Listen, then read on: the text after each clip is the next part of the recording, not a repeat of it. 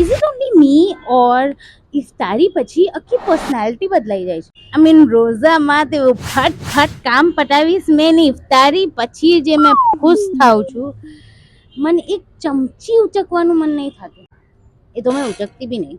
And cravings, રોઝામાં તમે મારા સામે મારી ફેવરેટ વસ્તુના ભટકા પર ભટકા ભરશો ને તો બી મેં કંઈ નહીં કહું, but iftar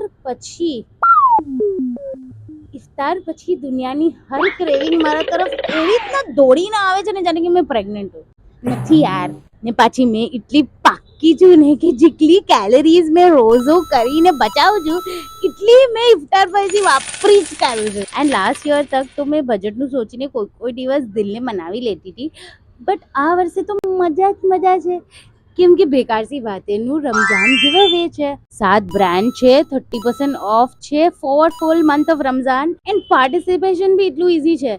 just mention 5 friends in the comments and follow all the brand. આ બંને પોસ્ટ જો તમને બધી ઇન્ફોર્મેશન મળી જશે.